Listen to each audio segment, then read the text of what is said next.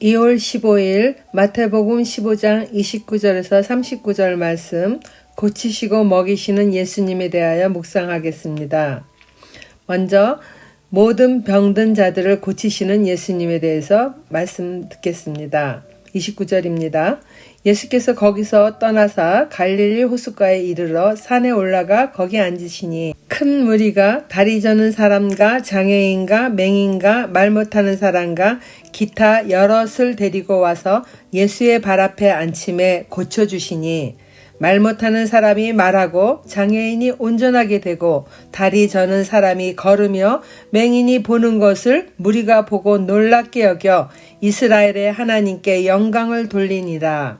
수로보니게 여인의 딸을 고치신 뒤 예수님은 다시 갈릴리 호숫가로 가셨다고 마태는 간략하게 기록하였지만 마가는 예수님의 행로를 더 구체적으로 말하므로 예수님이 분봉왕 헤롯 안티파스의 통치 지역이 아닌 곳으로 다니신 것을 알 수가 있습니다.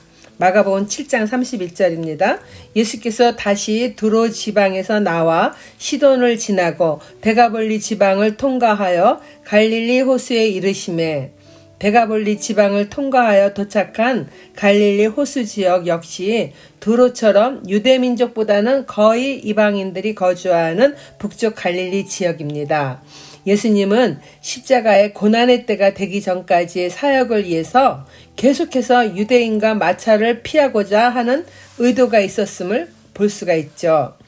그리고 두로에서의 수로보니게 여인의 딸을 시작으로 해서 이제 더 많은 이방인들에게까지 복음 사역을 하시는 것입니다.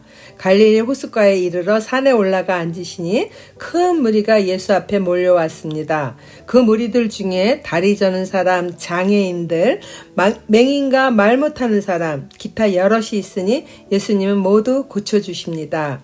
예수의 발 앞에 앉힘에는 앉히다라는 헬라어 립토라는 단어인데 마치 무거운 물건을 서둘러 경쟁하듯이 막 내려놓는다는 표현이에요. 여기서는 이 립토라는 단어가 미완료형으로 엘립산으로 그렇게 기록되어 있어요. 그래서 병든 사람을 예수의 발 앞에 앉히는 행위가 한 번에 끝난 것이 아니라 계속해서 반복하고 있다는 것을 지금 나타내는 거예요.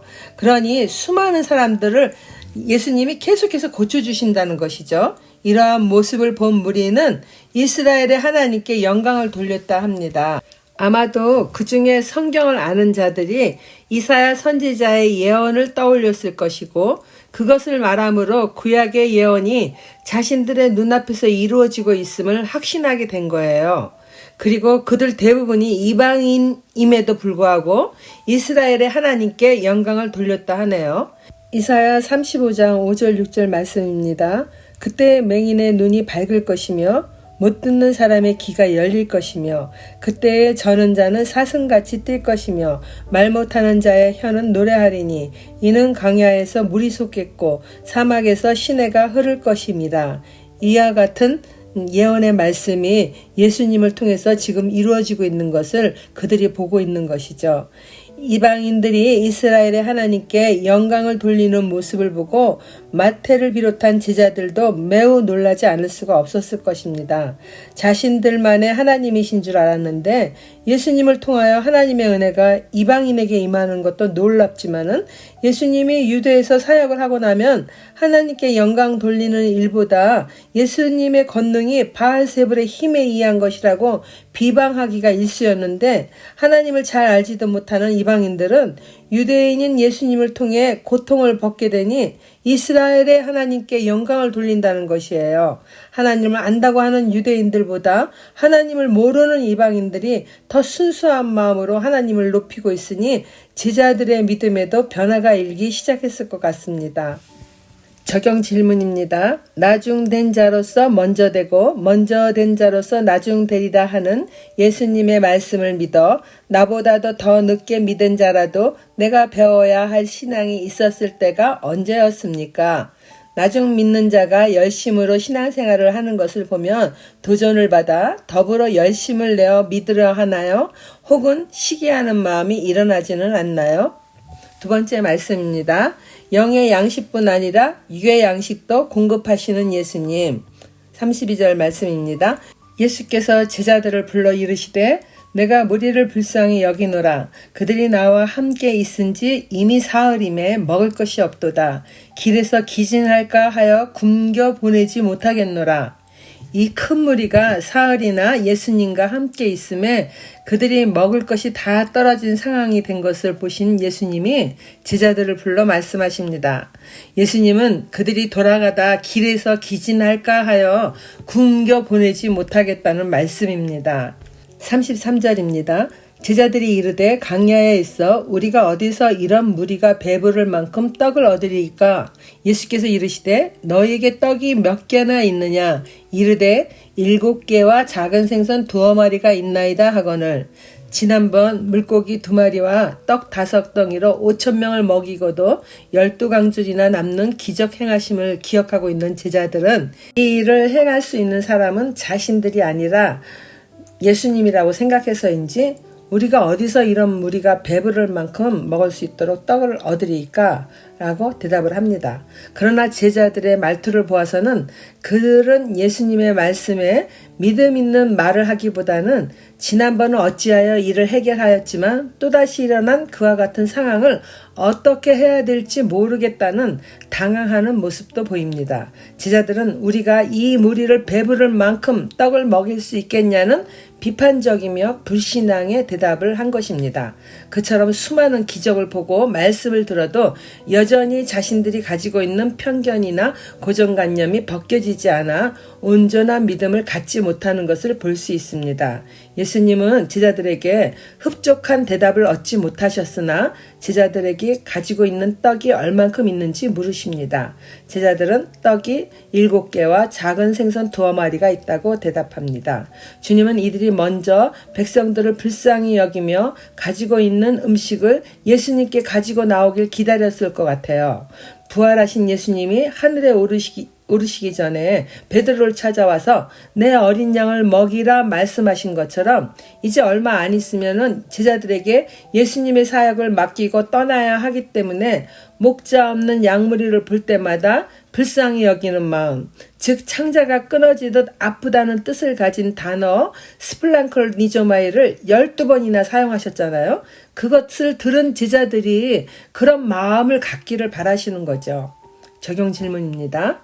예수님의 대속의 은혜를 먼저 입은 자로 믿지 않는 가족이나 친지를 보며 예수님처럼 불쌍히 여기는 마음이 있으십니까?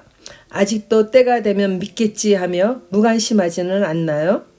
예수님이 하나님의 아들이며 구원자이심을 온전히 믿습니까?